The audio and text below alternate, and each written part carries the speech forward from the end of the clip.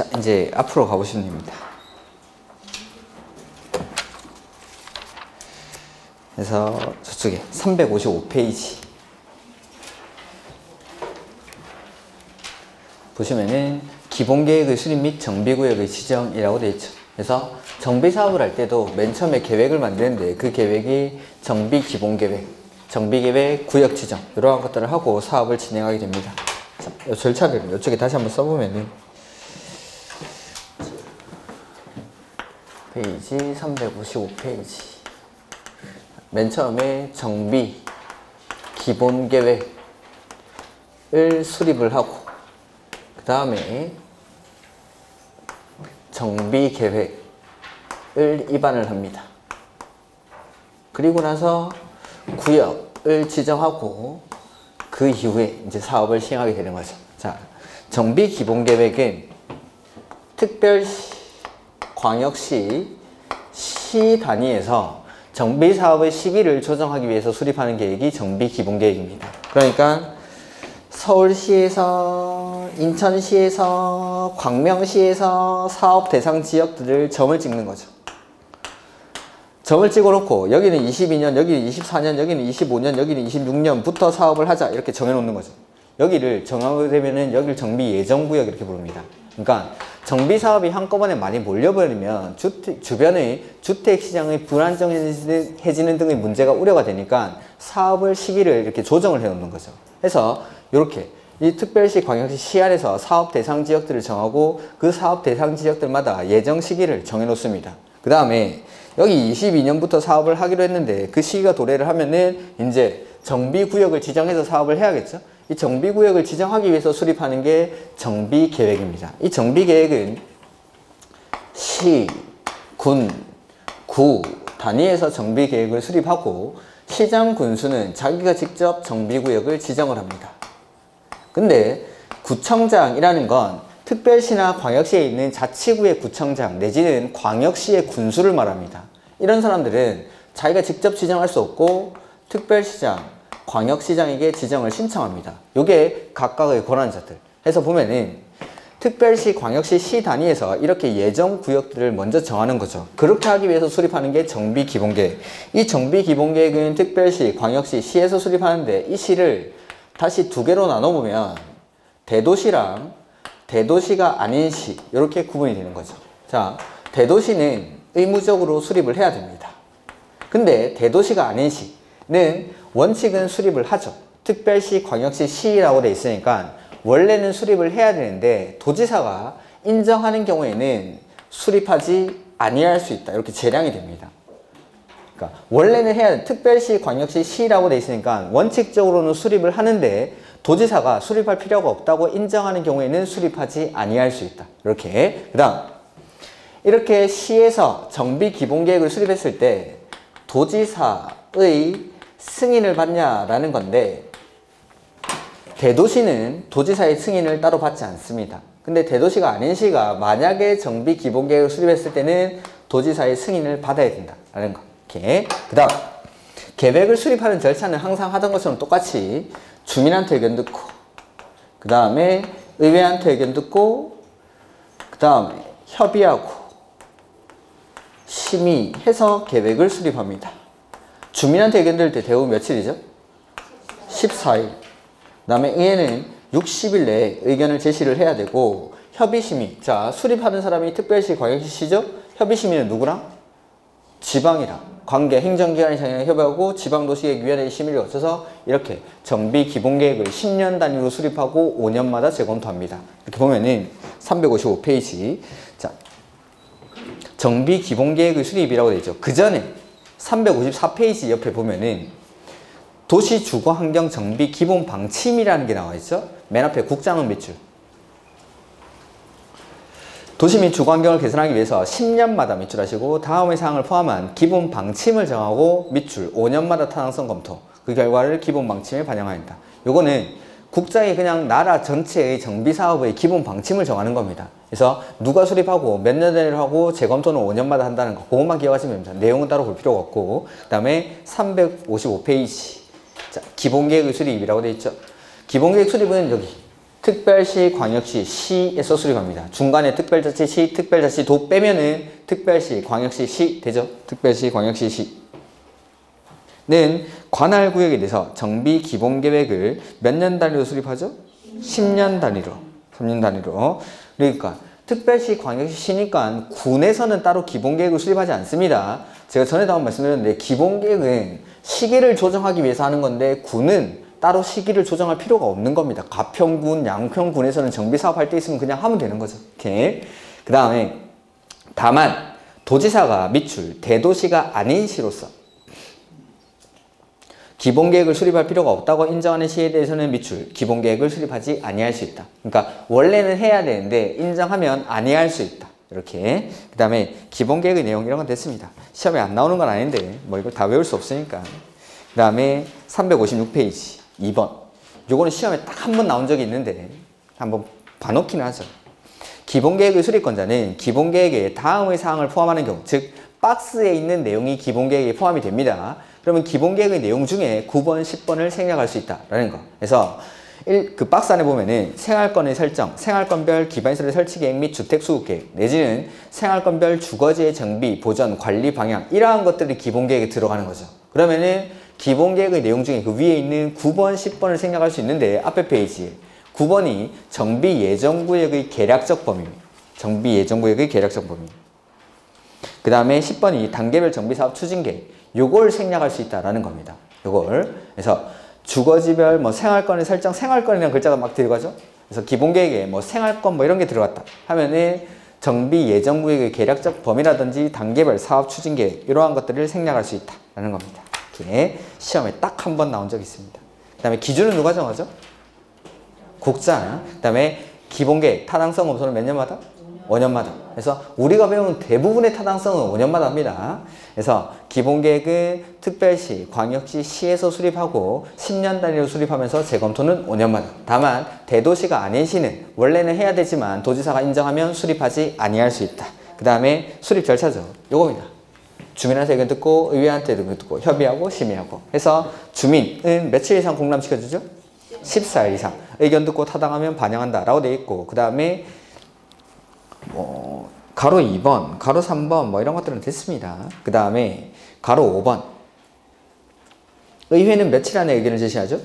60일. 이 정도만. 그래서 2번, 3번, 4번 이런 거 됐고 의회는 60일 안에. 그 다음에 경미한 사항일 때는 의견 청취를 생략할 수 있다라고 되어 있죠. 6번에. 그 다음에 협의심의는 관계 행정기관의 장과 협의한 후 지방 도시계획위원회의 심의를 거쳐야 한다. 마찬가지로 역시 경미한 사항일 때에는 협의심의를 생략할 수 있다라고 되어 있죠. 그 다음에 도지사의 승인. 자, 도지사한테 승인 받는 건 누구만?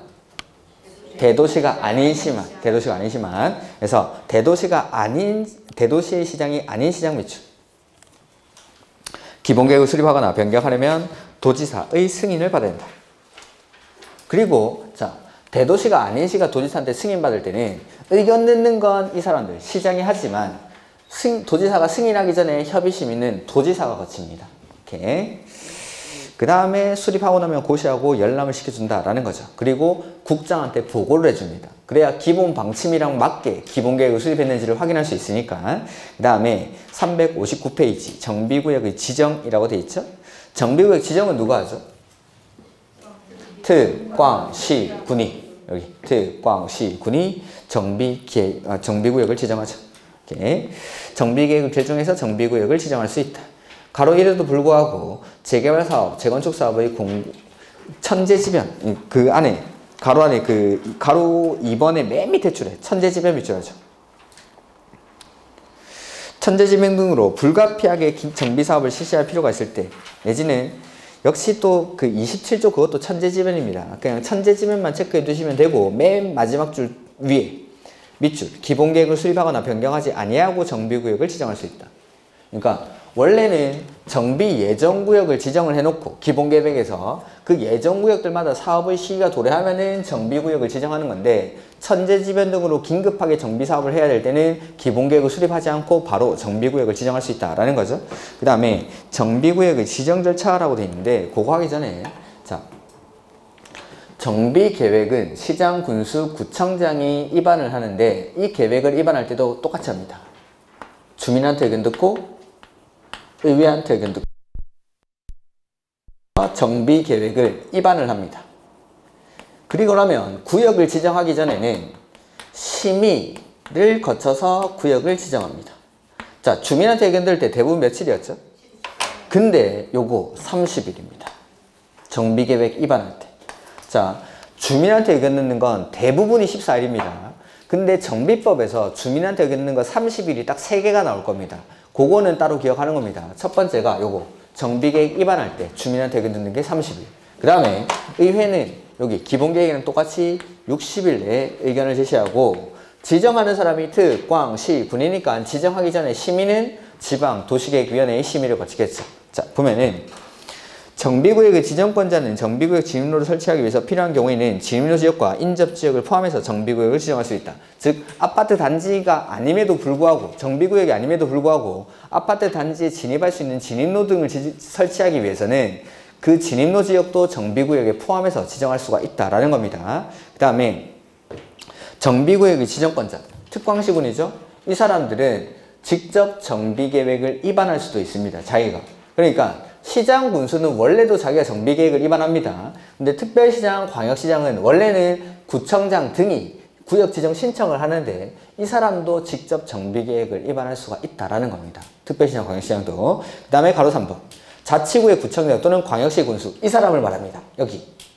자치구의 구청장이랑 광역시 군수. 이 사람들을 묶어서 구청장 등이라고 하는데 자기가 직접 지정할 수 없죠?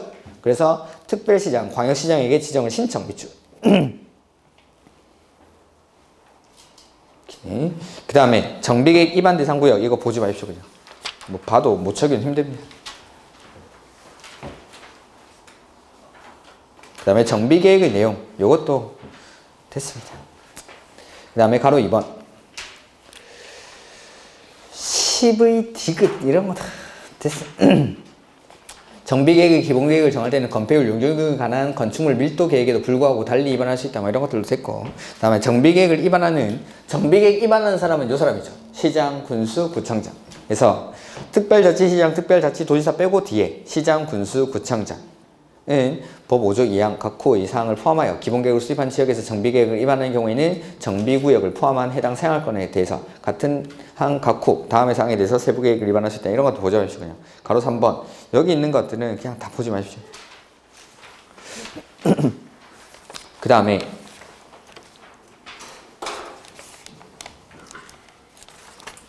정비구역의 지정 절차라고 돼 있죠. 근데 1번에 정비계획 입안 제한, 제한 우리 배웠던 거죠. 관리계획 입안 제한 배웠고 도시개발구역 지정 제한 배웠죠. 세 번째 정비계획 입안 제한입니다. 정비계획 입안 제한. 그래서 토지 등 소유자 밑줄 하시고 는 다음의 어느 하나에 해당하는 경우에는 정비계획 입안권자에게 정비계획 입안을 제한할 수 있다. 해서 일단 1번은 기억하는 겁니다. 1번은 그래서 기본계획의 내용에 따른 단계별 정비사업 추진계획상 정비예정구역별 밑줄 정비계획의 입안 시기가 지났음에도 불구하고 정비계획이 입안되지 아니하거나, 그러니까 자 여기 정비예정구역에서 사업의 시기를 정한다라고 했죠. 여기는 22년부터 사업을 하기로 했음에도 불구하고 여기 정비계획을 입안을 안 하는 겁니다. 그러면은 토지등 소유자가 입안권자에게 정비계획 입안을 제한할 수 있습니다. 해줘 라고. 그 다음에 뒤에 정비예정구역별 정비계획의 수립 시기를 정하고 있지 아니한 경우. 자 여기는 정비예정구역으로 정해는 놨는데 사업의 시기를 정하고 있지 않은 거죠. 그럴 때도 토지등 소유자가 정비계획의 입안권자에게 정비계획 입안을 제한할 수 있습니다. 일단은 1번은 요거는 기억하는 거. 나머지는 됐는데 요 1번이라도. 그래서 정비계획 수립 시기가 지났음에도 불구하고 정비계획이 입안되지 아니하거나 정비예정구역별 정비계획의 수립 시기를 정하고 있지 않을 때 에는 주민이 정비계획 입안권자에게 입안을 제한할 수 있습니다. 그 다음에 혹시 몰라서 하는데 5번은 뭐냐면 26조 1항, 27조 1항 이게 뭐냐면 천재지변입니다. 천재지변. 천재지변에 따라 정비사업을 시행할 때에도 주민이 입안을 제한할 수 있습니다. 5번에. 그 다음에 6번 뭐냐면 토지등 소유자 3분의 2 이상의 동의 밑줄하죠. 정비계획 변경을 요청할 때 이럴 때도 정비계획 입안을 제한할 수 있습니다. 이렇게 우리 그 제한할 때 보면 동의 요건이 3분의 2가 되게 많이 나오죠. 관리계획 입안 제한에서도 기반시설은 5분의 4고 나머지는 면적 3분의 2. 도시개발구역 지정 제한할 때도 민간 시행자는 도시개발구역 지정 제한할 때는 면적 3분의 2 이상의 동의를 받습니다. 여기도 3분, 면적은 아니지만 소유자 3분의 2 이상의 동의로 개발계획 변경을 요청할 때, 정비계획 변경을 요청할 때는 제한을 할 수가 있다라는 거. 중간에 있는 거 2번, 3번, 4번 이런 건 됐습니다. 그래서 1번이 제일 중요합니다. 사유 중에, 제한할 수 있는 사유 중에 1번. 그 다음에 토지등 소유자의 동의라고 되어 있는데 1번에 보면 토지등 소유자가 정비계획 입안권자에게 정비계획 입안을 제한하는 경우 소유자 3분의 2 이하 및 면적 3분의 2 이하의 범위에서 조례로 정하는 비율. 요거는 비율을 조례로 정하니까 시험에는 좀 나오기 힘들겠죠. 이렇게. 그래서 면적 3분의 2랑 소유자 3분의 2 이하의 범위에서 동의 요건은 조례로 정합니다. 이렇게. 그 비율 이상의 동의를 받은 후, 그러니까 제한할 때는 항상 동의를 받는데 정비계획 입안 제한에서의 동의는 시험에 좀 나오기 힘들다는 겁니다. 조례로 정하니까.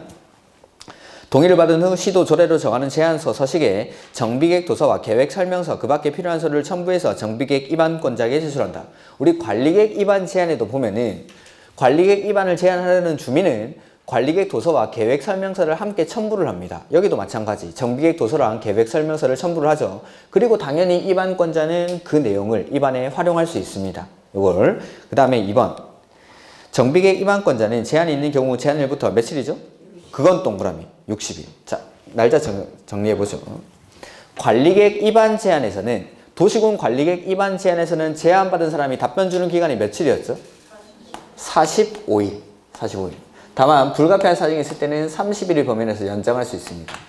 도시개발구역 지정에서는 답변 주는 기간이 1개월이었습니다. 1개월. 그 다음에 불가피한 경우에는 1개월이 범위내서 연장할 수 있고 정비계획 입안 제한에서는 이게 60일. 다만 불가피한 사정이 있을 때는 30일을 범위내서 연장할 수 있습니다. 당연히 썩습니다. 숫자를 헷갈리라고. 이렇게. 관리계획 입안 제한은 45일, 도시개발구역 지정 제한은 1개월. 그 다음에 정비계획 입안 제한에서는 60일. 이런 것들은 제가 마지막에 정리를 해가지고 자료로 나눠드릴 겁니다. 비슷한 것들 다 묶어가지고. 그 다음에 나머지 내용은 됐습니다. 나머지 내용은. 그래서 3번에 보면은 거기 정비계획 입안에 반영하는 경우에는 제안서에 첨부된 정비계획 도서와 계획 설명서를 입안에 활용할 수 있다. 이렇게 돼 있죠. 그 다음에 정비계획 입안을 위한 주민의 의견 청취. 자, 입안하는 절차입니다. 정비계획 입안하는 절차. 맨 처음에 주민한테 의견 듣죠? 며칠? 요거 기억하셔야 됩니다. 정비계획 입안권자는 정비계획을 입안하거나 변경하려면 주민에게 서면으로 통보한 후 주민 설명회 및 거기 미추 30일 이상 주민에게 공람. 그 다음에 2번, 3번 이런 거 보지 마시고 4번. 자, 지방의회한테 의견을 들어야죠. 의견은 며칠 안에 의견 제시해야 됩니까? 60일.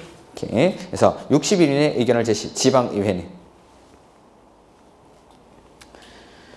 그 다음에 5번. 됐고 6번은 경미한 상일 때는 생략할 수 있다라는 거고 그 다음에 자, 요 또 나오는데 정비사업의 시행자가 기존의 공공시설에 대체되는 새로운 공공시설을 설치를 하는 겁니다. 이 새로운 공공시설 누가 가져가죠? 관리청의 무상으로 기속. 자, 공짜로 주면 무조건 좋습니까? 얘기는 또 뭐냐면 쓰레기 주면 공짜로 줘도 싫다고 하는 사람 있죠. 자, 내가 이 관리청은 인력이나 자금의 부족으로 새로운 공공시설을 더 이상 관리할 여력이 안 되는 관리청입니다. 그럴 때는 이 공공시설의 기속에 관한 내용이 포함된 개발행위 허가를 할 때는 이 공공시설 관리청의 의견을 들어야 된다고 했죠. 여기도 마찬가지. 관리청의 의견을 들어야 한다. 이 새로 설치하면은 관리청의 무상으로 기속이 되니까 이러한 내용이 포함된 정비계획을 입안할 때는 관리청한테 의견을 듣습니다. 이 허가할 때도 관리청한테 의견을 들었습니다. 그 다음에 이렇게 해서 정비계획을 입안했죠. 주민한테 의견 듣고 의회한테 의견 들어서 정비계획을 입안하고 나면 지정하기 전에는 뭐가 지죠? 심의. 해서 정비구역의 지정권자는 정비구역을 지정하거나 변경하면 지방도시계획위원회 미출 심의.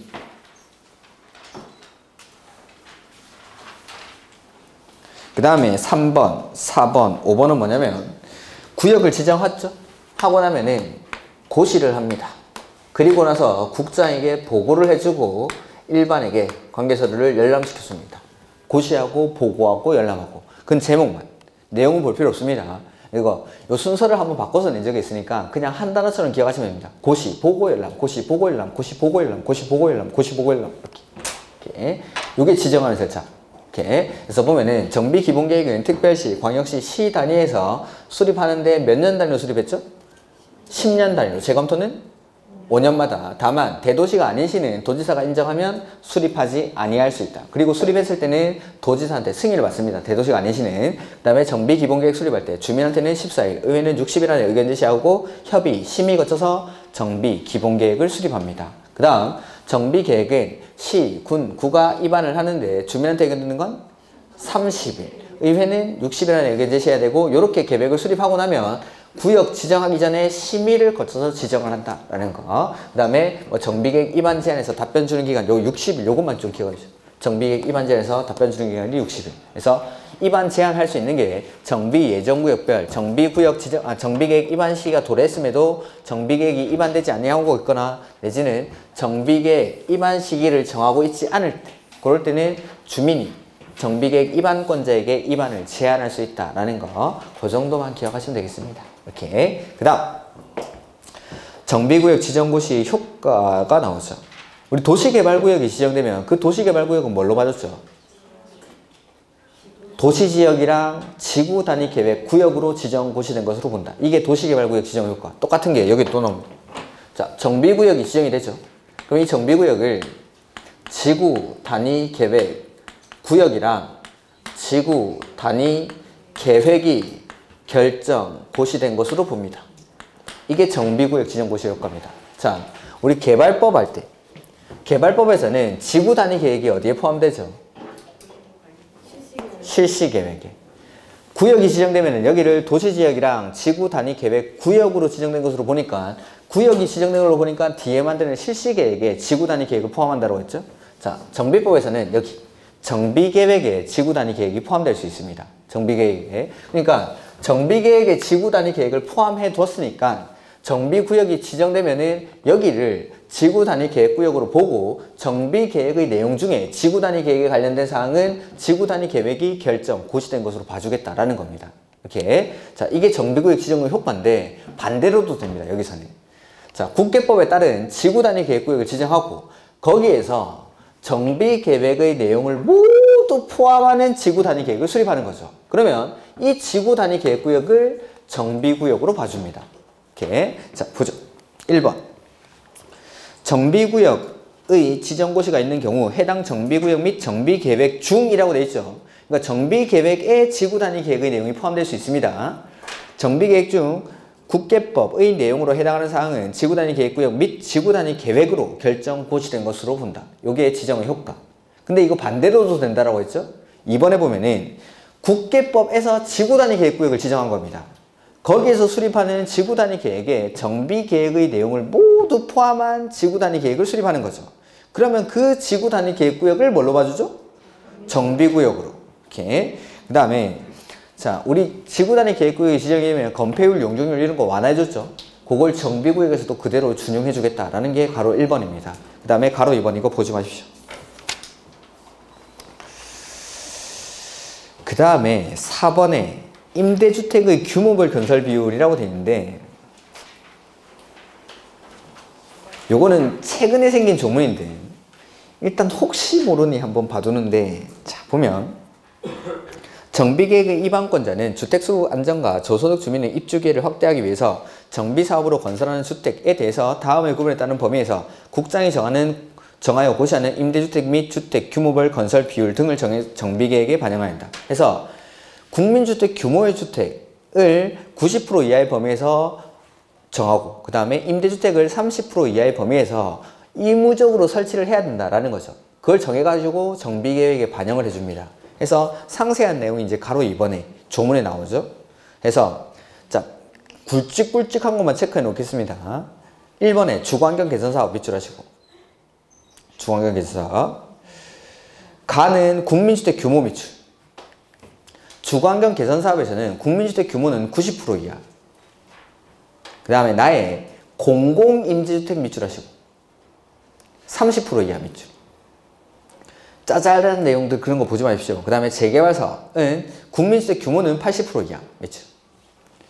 그 다음에 임대주택인데 주거환경 개선사업에서는 공공임대주택만을 말하는데 재개발사업에서는 공공민간임대주택을 다 포함해서 20% 이하 밑줄.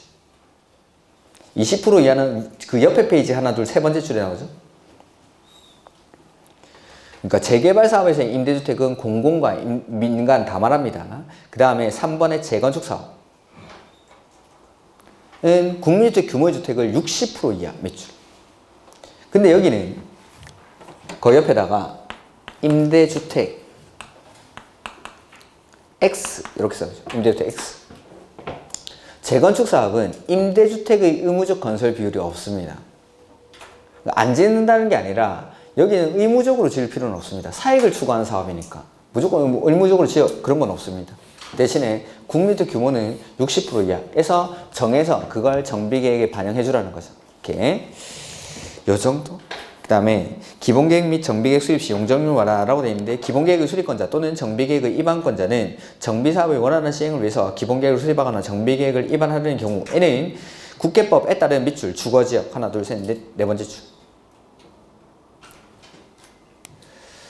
에 대해서는 저 강조되어 있는 글자만 용적률 상한까지 용적률을 정할 수 있다.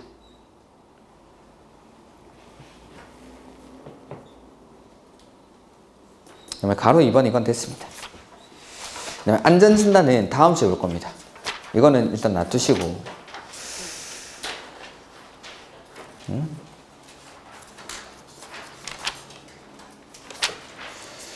374페이지 가면 정비구역의 해제가 나오죠. 그거 하기 전에 378페이지 먼저 보죠. 자, 이렇게 정비구역을 지정을 했죠. 이 정비구역 안에서도 개발행위를 할 때는 허가받아야 됩니다.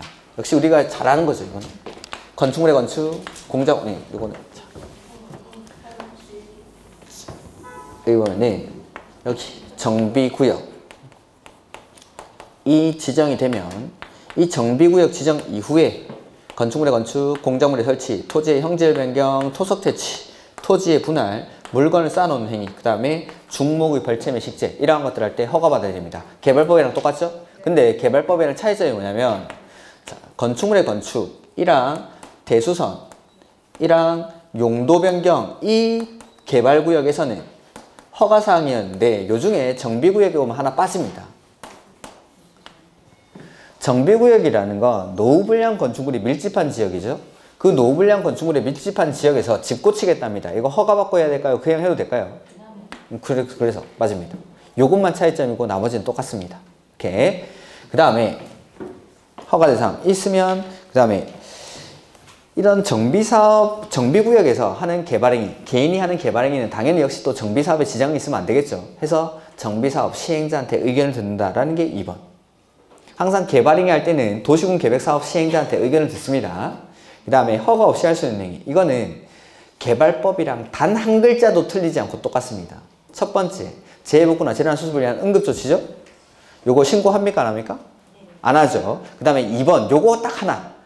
요거만 정비법에서 추가되는 내용입니다. 해서 보면은 기존 건축물 붕괴 등 안전사고 우려가 있는 경우에는 해당 건축물 안전조치를 위한 행위. 요거는 정비구역에서는 허가 없이 할 수 있습니다. 그 다음에 3번에 나오는 거는 진짜 개발법이랑 글자 한 자 안 틀리고 똑같습니다. 농림수산물 생산에 이용되는 간이공작물의 성시 공작을 위한 토지의 형질 변경, 그 다음에 정비사업에 지장을 주지 아니하고 자연경관을 훼손하지 않는 범위 안에서의 토석 채취, 그 다음에 남겨두기로 결정된 대지에 물건을 쌓아놓는 행위, 그 다음에 관상용 중목의 임시식재. 근데 어디다 심으면 안 되죠? 경작지에서의 임시식재는 제외한다. 이거는 나중에 가보시면 개발법이랑 똑같습니다. 이렇게 이런 것들은 허가 없이 할 수 있다. 그 다음에 기득권부. 자, 도시개발구역에서 우리 개발법에서 도시개발구역 지정 당시에 이미 사업이나 공사에 착수한 사람 이거 하려면 어떻게 해야 됐죠? 얼마 안에?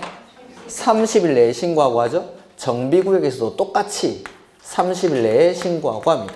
개발법이랑 정비법에서의 기득권 보호는 똑같습니다. 이렇게. 근데 우리가 그냥 했던 거 그거는 관리계획. 관리계획 결정 당시 이미 사업이나 공사에 착수한 사람은 원칙은 그냥, 다만 시가와 조정구역이나 수산자원 보호구역에서는 3개월 내에 신고. 근데 도시개발구역, 정비구역 지정 당시에 이미 사업이나 공사에 착수한 사람은 30일 내에 신고하고 하면 됩니다. 요거 개발구역의 지정은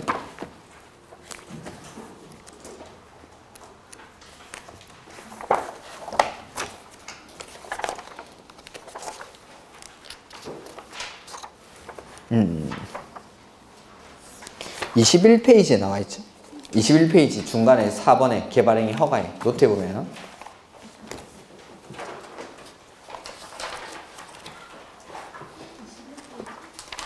네, 21페이지. 보면은 4번에 중간쯤에 개발행위 허가라고 되어 있죠. 그 글자들이 아까 봤던 2번 그거 빼고는 다 똑같습니다. 오케이. 그 다음에 대수선이 들어가고 안 들어가고 그거 차이죠. 그거 빼고는 뭐 다 똑같으니까 나중에 이런 것들은 같이 보시면 됩니다. 제가 5월 달에는 이걸 같이 할 겁니다. 그 다음 380페이지. 그리고 이 정비구역에서는 허가를, 이런 개발행위 허가를 시장, 군수 등에게 허가받습니다. 국계법이랑 도시개발구역에서는 특광시군이 허가권자였는데 여기서는 시장, 군수 등.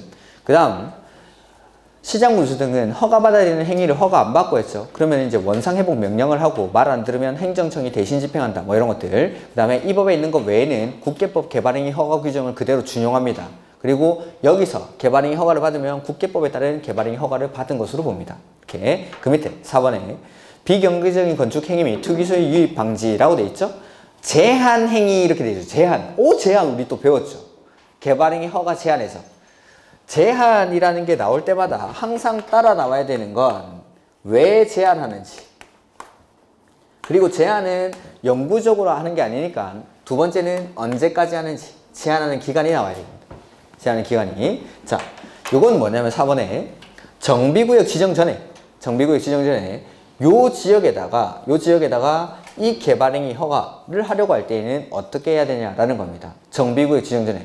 정비구역이 지정이 되고 나면 이러한 7개 행위들을 할 때는 허가받고 하는데 정비구역 지정 전에 이런 행위들을 다 제한을 해버리면은 개인의 사유재산을 침해하는 결과가 발생하니까 일정한 행위들만 좀 제한하고 싶은 겁니다.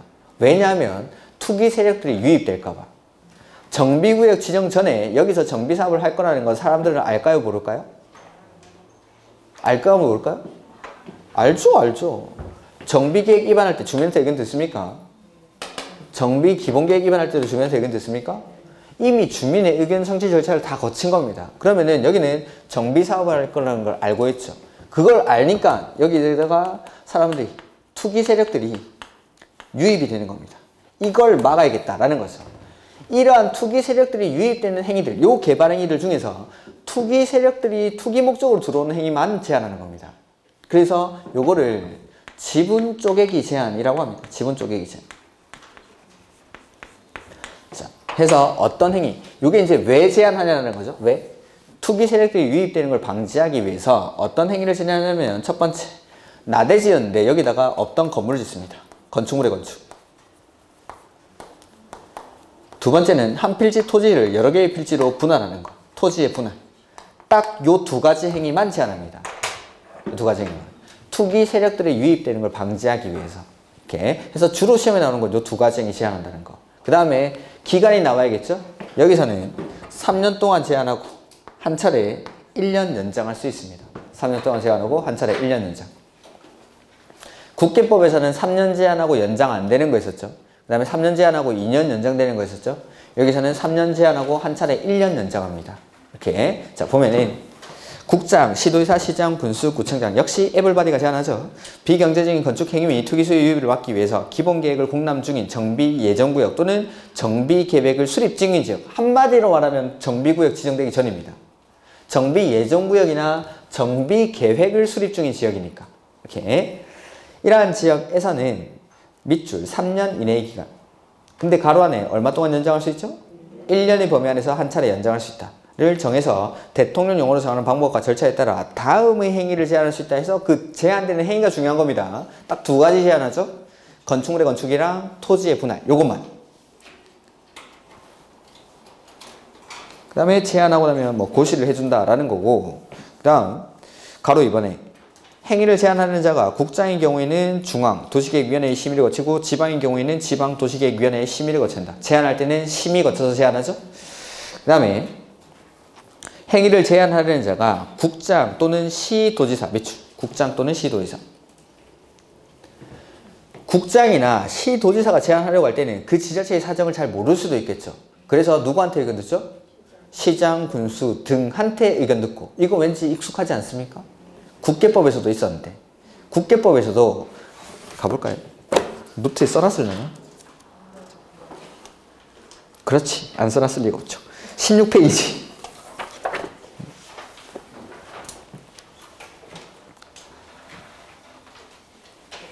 거기 보면 왼쪽 위에 개발행위 허가 제한이라고 돼 있죠.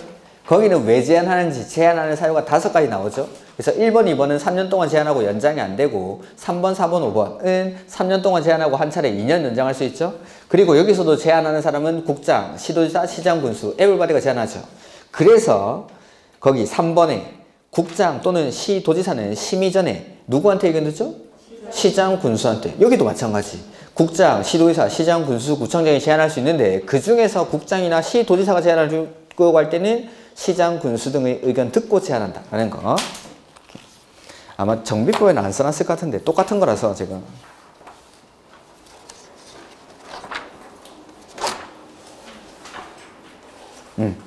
똑같은 거라서 제가 여기는 안 써놨는데 혹시나 기억이 안 나시는 분들은 같이 써놓으시고.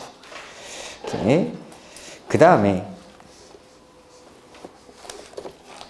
가로 5번 보시면은 뭐 고시 제한을 하고 나면 뭐 고시를 해준다는 거. 가로 5번에 행위가 제한된 지역에서 1이나 2 행위를 하려는 자는 시장, 군수 등의 허가를 받아야 된다. 그래서 이걸 제한을 해놨으니까 이 정비구역 지정되기 전에 이 정비예정구역이나 정비계획 수립 중인 지역에서 건축물의 건축이나 토지의 분할할 때는 허가받고 해야 됩니다. 그냥은 안 됩니다. 이렇게. 그 다음 뭐 조합원 모집 금지인데 여기 정비구역이면 조금 있다가 아파트 짓겠죠? 근데 여기서 지역주택 조합원 모집하고 그러면 안 됩니다. 아파트 지을 건데 우리가 살게 뭐 이런 거 하면 되죠. 이렇게 당연한 소리 써놓고 다음 앞으로 가야 돼요. 앞으로.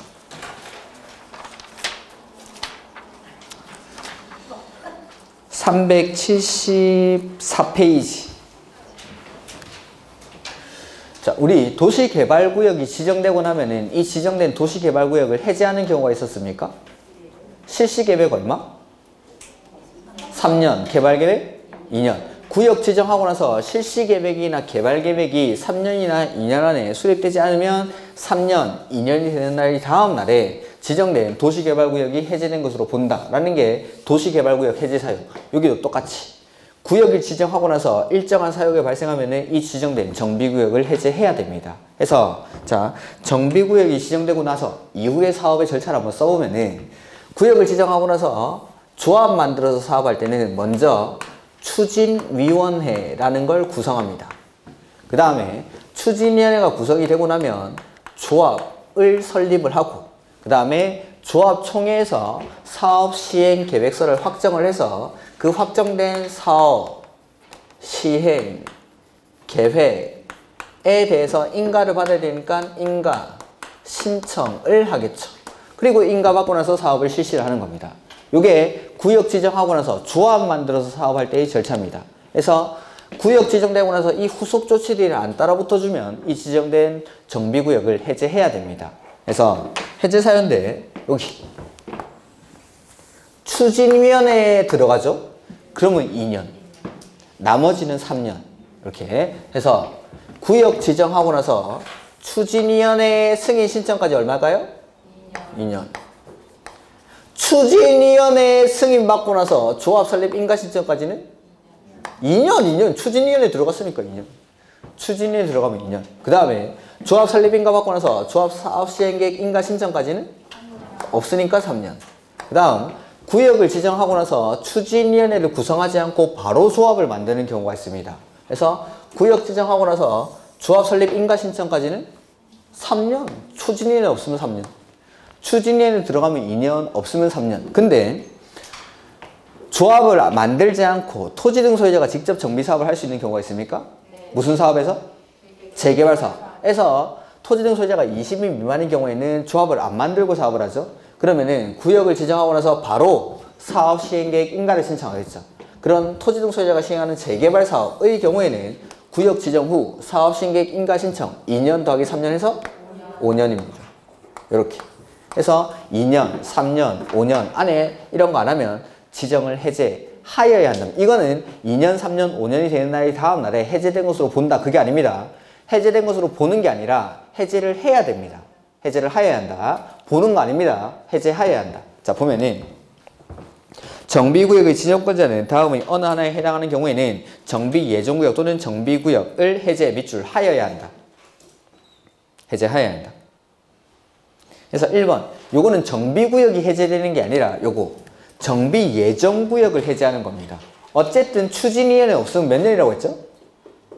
3년. 추진위원회 없으면 3년. 그래서 정비예정구역에 대해서 기본계획에서 정한 정비구역 지정 예정일부터 3년 동그라미 하시고 되는 날까지 시장 군수가 정비구역 지정을 하지 아니하거나 구청장 등이 정비구역 지정 신청을 하지 아니하는 경우. 그러니까 이때 정비구역을 지정을 해야 되는데 그때부터 3년이 지나도록 정비구역이 지정되지 않은 거죠. 그러면은 요거 정비예정구역을 해제하겠다라는 겁니다. 정비예정구역을 어쨌든 3년.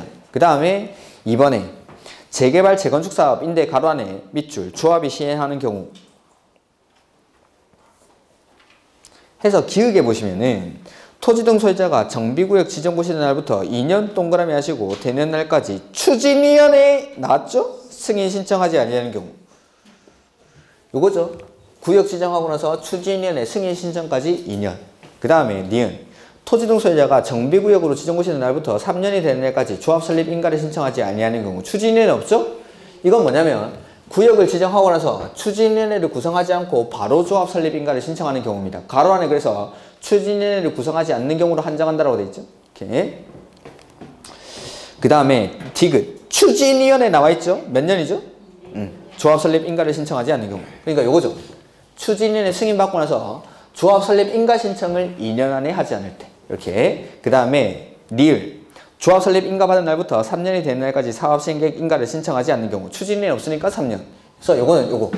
조합 설립 인가 받고 나서 3년 안에 사업 시행 계획 인가 신청이 없는 경우. 그 다음 토지 등 소유자가 시행하는 재개발 사업은 몇 년이죠? 5년. 2년 더하기 3년에서 5년. 요거는 조합을 안 만드니까.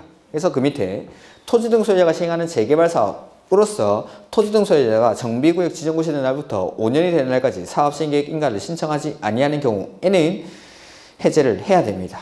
이렇게. 그리고 여기 구청장 등은 자기가 직접 지정한 게 아니죠. 그러면은 직접 지정을 해제를 할 수도 없으니까 특별시장, 광역시장에게 해제를 신청해야 됩니다. 할 수 있다가 아니라 역시 또 하여야 한다. 그리고 하여야 하는데 어떻게 하냐면 지정하는 절차랑 똑같습니다. 지정할 때 이렇게 했죠. 주민한테 의견 듣고 의회한테 의견 듣고 심의 거쳐서 지정했죠. 해제할 때도 똑같이 주민한테 의견 듣고 의회한테 의견 듣고 심의 거쳐서 주민한테 의견 듣는 거 며칠? 30일. 두 번째 30일이 이겁니다. 해제할 때. 정비계획 위반할 때 주민한테 의견 듣는 게 30일이죠. 해제할 때도 주민한테 의견 듣는 게 30일. 그래서 이제 30일 3개 나온다고 했는데 2개 나온 겁니다. 정비계획 위반할 때, 그 다음에 정비구역 해제할 때. 해제 절차 보시면은 30일 이상 주민에게 공람. 그 다음에 가로 이번에 의회는 며칠 안에? 60일. 그 다음에 정비구역 지정권자는 정비구역 해제를 요청받거나 정비구역 해제하려면 지방도시계획위원회 심의를 거쳐야 한다. 그 다음 페이지 심의 밑줄.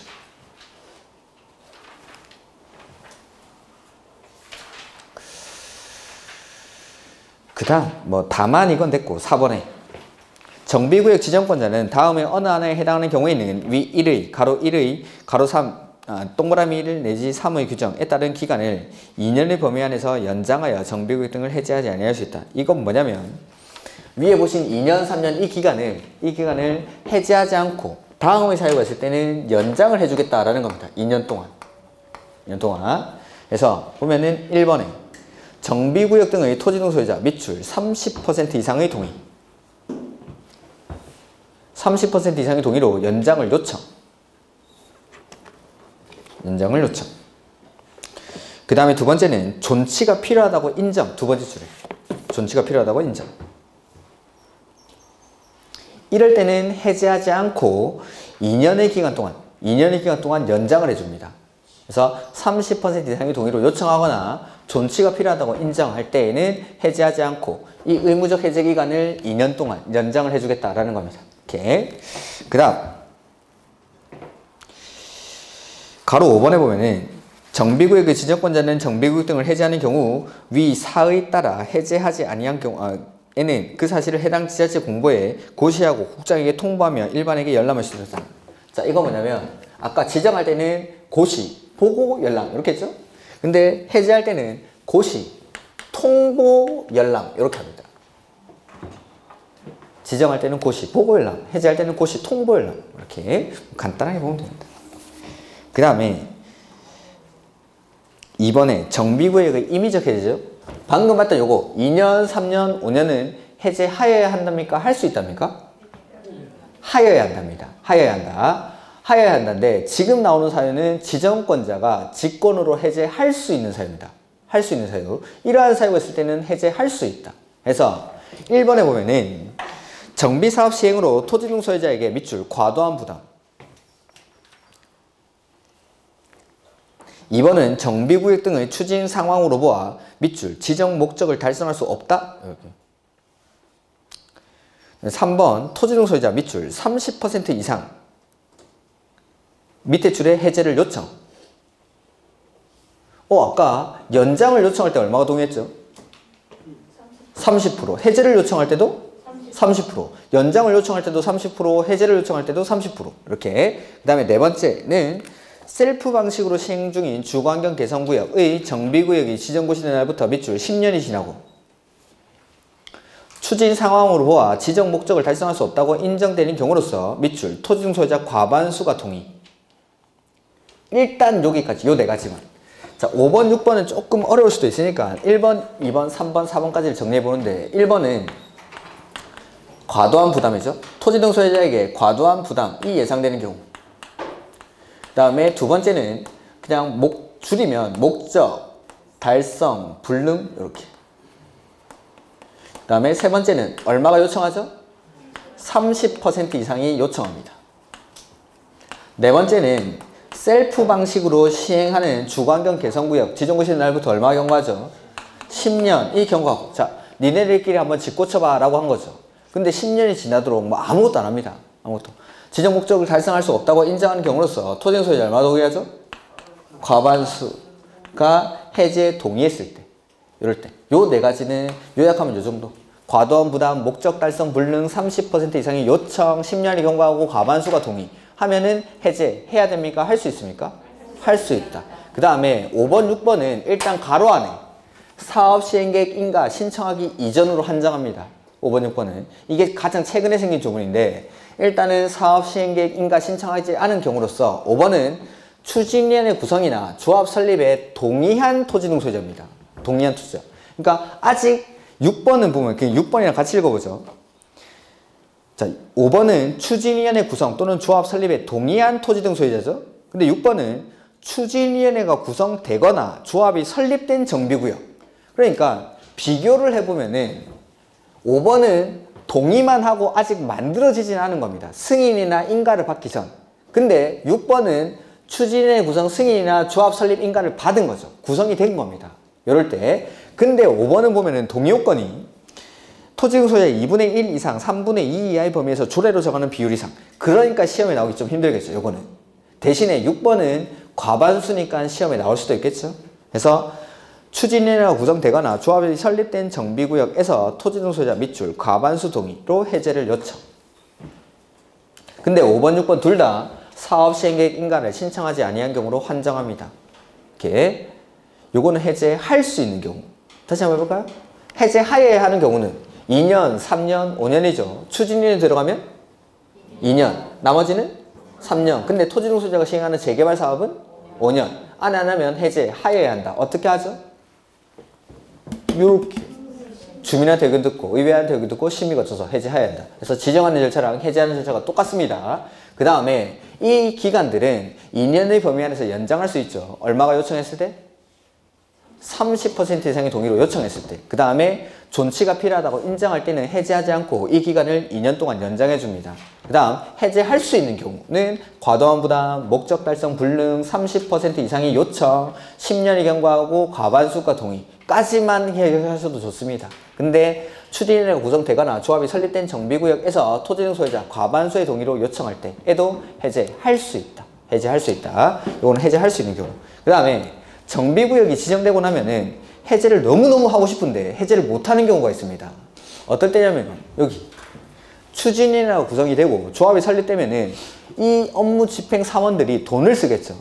조합원들이 그 비용, 조합장, 임원들, 짜장면값, 술값 다 부담을 한 겁니다. 몇 년 동안. 그동안 들어간 비용이 있는데 이 정비구역을 해제해버리면 그 돈 그냥 날리는 겁니다. 그 돈이 아까워서 차마 해제를 못하고 있는 거죠. 그런 것들을 방지하기 위해서 우리가 내는 피 같은 세금으로 이 정비구역이 해제되면 그 비용을 보조를 해줍니다. 그게 이번에 비용 보조. 그래서 정비구역 등을 해제하여 추진위원회 구성승인 또는 조합 설립 인가가 취소되는 경우 정비구역 지정권자는 해당 추진위원회 또는 조합이 사용한 비용의 일부를 다음의 대통령령으로 정하는 범위에서 시도조례로 정하는 바에 따라 보조할 수 있다. 다음에 그건 볼 필요 없고, 이렇게 이걸 일몰 비용이라고 합니다. 일몰 비용. 그 다음에 정비구역이 해제가 되면 이전의 용도지역으로 환원시켜야겠죠. 그래서 보면은 정비구역 등이 해제된 경우에는 정비계획으로 변경된 용도지역, 정비기발설 등 정비구역 지정 전의 상태로 밑줄 환원된 것으로 본다. 다만 셀프 방수로 시행 중인 주거환경 개선사업. 주거환경 개선사업 원래 어디서 하는 거죠? 달동네. 스스로 짓고치라고 했죠. 근데 사업이 안 돼서 이거 해제시킵니다. 근데 원래 상태로 그대로 환원시키면 원래 달동네로 그대로 돌아가겠죠? 그래서 환원되는 범위를 제한할 수 있습니다. 그래서 기반시설 설치하기로 했던 것 중에 설치가 가능한 것들은 그냥 설치해 주라는 거죠. 이렇게 환원되는 범위를 제한할 수 있다. 밑줄하시면 됩니다. 다음 페이지. 다음 페이지 맨 위에 있죠? 그 다음에 가로 이번에 정비구역 등이 해제되는 경우 그 가로 안에 보면은 재개발, 재건축 사업을 시행하는 경우로 한정한다라고 되어 있죠?